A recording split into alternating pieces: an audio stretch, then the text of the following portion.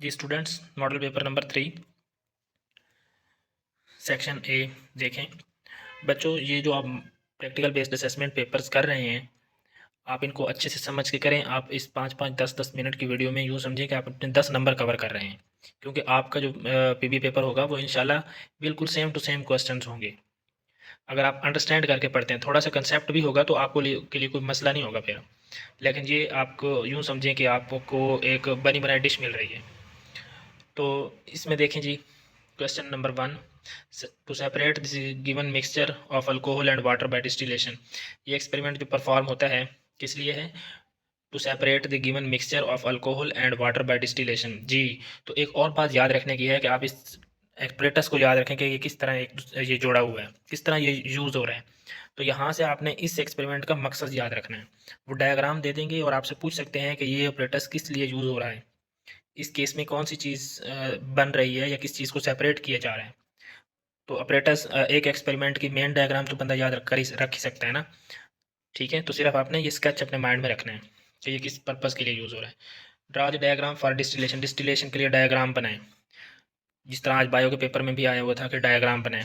तो ये इस तरह ऑपरेटर्स आपने जोड़ दिया, ये डायग्राम कंप्लीट हो जाएगी। ठीक है, तो इंपॉर्टेंट जो इंस्ट्रूमेंट्स यूज़ हो रहे हैं, ऑपरेटर्स कंपोनेंट्स, उनके आप नाम भी देख लें।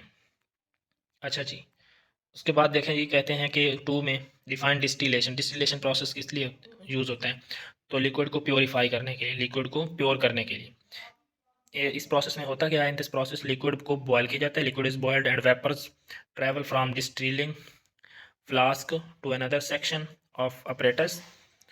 Here they come in contact with cool surface, vapor condense and come in contact with cool surface, vapors condense. Condense in liquid. अच्छा, एक और बात याद रखें कि वेपर्स जो बनेंगे वो एक ट्यूब से पास आउट होंगे। उस ट्यूब का टेम्परेचर लो किया जाएगा, वहाँ पर टेम्परेचर लो होने की वजह से वो वेपर्स एक दूसरे के साथ कॉन्ट्रैक्ट हो जाएंगे। ठीक है, यानी कि इसको इसको हम कहेंगे कंडेंसेशन। वेपर्स जब एक दूसरे के क्लोज हो जाते हैं, लिक्विड स्टेट में आ जाए, लिक्विड स्टेट बन जाएगी, तो लिक्विड वेप जो है, यूँ समझिए कि इस प्रोसेस को हम कंडेंसेशन कहेंगे। वेपर्स का लिक्विड में कन्वर्ट होना, ये भी पूछा जा सकता है कि कंडेंसेशन है क्या चीज़।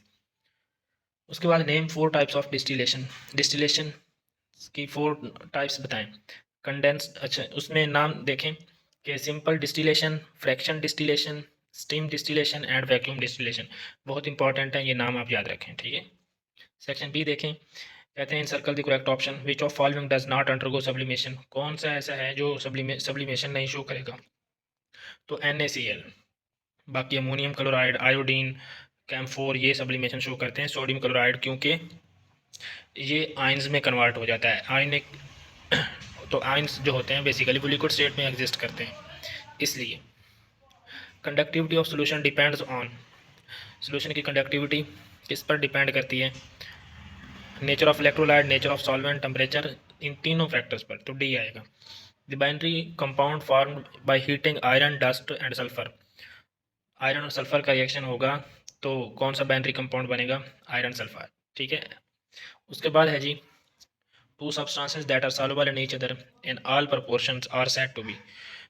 ऐसे ऐसे सब्सटेंसेस जो एक दूसरे में हर प्रोपोर्शन के साथ, हर तनासुब के साथ डिज़ोल्व हो जाएं, सॉल्युबल हों, तो उन्हें हम मिसिबल कहेंगे। ठीक है, और जो नहीं होंगे उन्हें इमिसिबल, जो कि आपने प्रीवियस पेपर में भी MCQs पढ़ा था। ठीक है, उसके बाद